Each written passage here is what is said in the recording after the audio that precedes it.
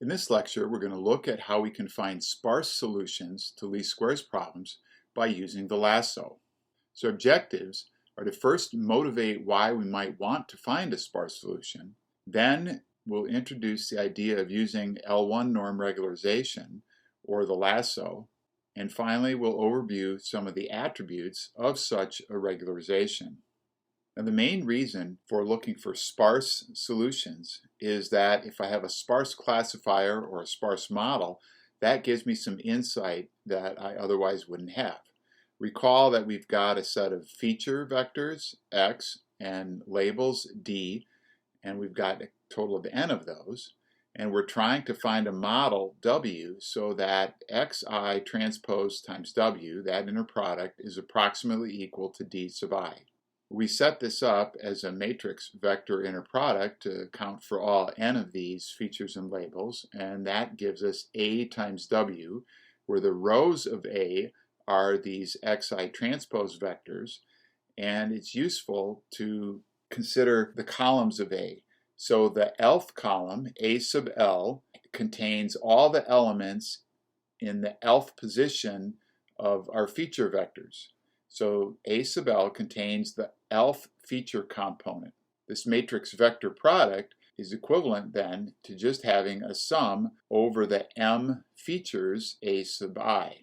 Now, if a particular W sub L is small or 0, that tells us that feature A sub L is really unimportant in the context of this particular problem.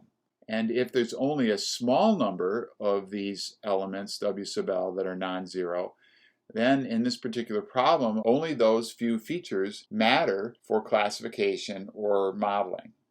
In other words, that particular W would be what we call sparse because it has a small number of non-zero entries. And that tells us that there's a small number of features that actually matter for our particular problem. Now, one way to try to find a sparse solution for the least squares problem is to consider counting the number of non-zero elements. Now, this is sometimes called the L0 norm. It's not truly a norm because if I take the L0 norm of A times a vector W, it's not equal to A times the L0 norm. Because what we're doing is we're counting the number of elements in W that are non-zero. This symbol here, 1, implies that we get a value of 1 when Wi is not equal to 0, and 0 when Wi is equal to 0. So this is the indicator function. Now we could try to find a sparse solution by finding the W that has the minimum number of non-zero elements, subject to the squared error being bounded by epsilon.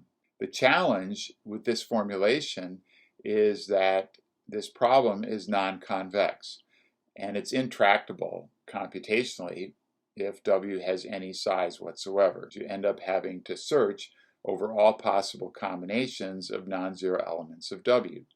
So it turns out you can use what's called a convex relaxation to the L0 norm to obtain a tractable problem that has many of the same features. Instead of minimizing the L0 norm, we're going to minimize the L1 norm, subject to this constraint that our squared error be less than epsilon. This is called the LASSO, the least absolute selection and shrinkage operator. Now, the advantage of using the L1 norm is that it's convex, and we'll see that it tends to encourage sparse solutions.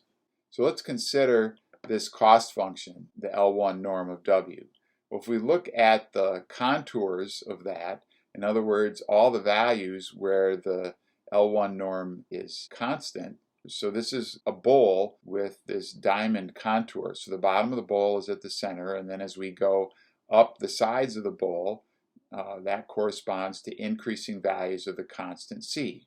Now this L1 norm is just the sum of the absolute values of the elements in W, and in the two-dimensional case that we've depicted here, that's just the absolute value of W1 plus the absolute value of W2, and the contour is obtained by setting that equal to constant. So in the first quadrant, when W1 and W2 are positive, we see that our contour takes the form W1 plus W2 equals C. Well, that's just the equation for a line. So that represents these lines here, which have slope -1, and their y-intercept is given by the value of c. To look at the other quadrants, we have to change the signs of W1 and W2 appropriately, but we also get straight lines in those other quadrants. So let's consider a very closely related problem where we minimize the L1 norm. In other words, we're trying to find the contour that's the lowest value of C, or closest to the origin, subject to we be on the line described by A times W equals D. So I've drawn that in orange here, and you can see that the smallest contour, which touches this line, is the one I've indicated with the pink dot. And because this W1 has corners, it tends to pick out sparse solutions, ones where some of the coefficients are 0. Now this problem that we posed up here describes the 2 norm of the error being less than epsilon, and that actually is going to be some sort of elliptical shape. And again, because we've got these corners on the 1 norm, we're going to pick out a solution that tends to be on one or the other axis. And of course, it's a little more complex in higher dimension, but nevertheless, the norm ball, the 1 norm ball, has these corners, and that tends to encourage a sparse solution.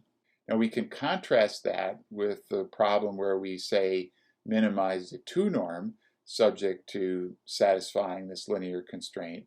Well, a 2 norm is W1 squared plus W2 squared equals constant. And so that's the equation for a circle. So I've drawn a circle here. The norm of W2, 2 norm squared equals beta. You can see, because this is a circle, that we're not more likely to pick out the coordinate axes for the solution. And hence, when we use this 2 norm, we tend to get non-sparse solutions. So this lasso that we introduced in the previous slide ends up being a regularized least squares problem. We initially formulated it as trying to find the minimum 1 norm subject to some bound on the squared error, but you can see that this is equivalent to trying to minimize the squared error plus lambda times the 1 norm for some value of lambda and epsilon. You can see that there is this equivalence. Suppose I factor out lambda from my cost function, then it's equivalent to minimizing over W the 1 norm of W plus 1 over lambda times the squared error. Clearly, by changing 1 over lambda, we're going to change the value of the squared error, and we're always going to be finding the minimum L1 norm. So we can compare the lasso, which involves regularization based on the L1 norm, to ridge regression, which involves regularization based on the L2 norm. The lasso, because it has corners in the norm ball for the 1 norm, tends to produce a sparse solution, whereas ridge regression, because the norm ball for the 2 norm is spherical, that in general is going to produce a non-sparse solution. It turns out that the lasso can have very small model error. In other words, if I look at the difference between the optimum value for the model, or the true model, and the lasso solution, that can be small.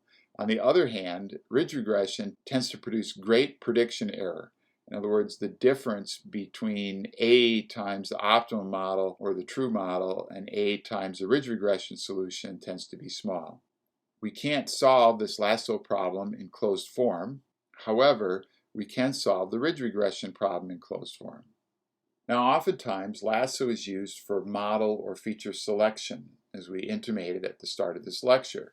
So we solve the lasso problem by minimizing the L1 regularized squared error, and then we can identify a set of indices for which the solution has non-zero coefficients.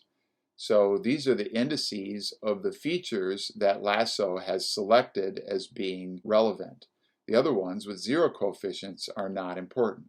So A times my solution WL, which is just a weighted sum of these columns A sub I of the A matrix, is equivalent to only using the columns of A that are associated with the indices in the set S sub L, because the other coefficients are 0.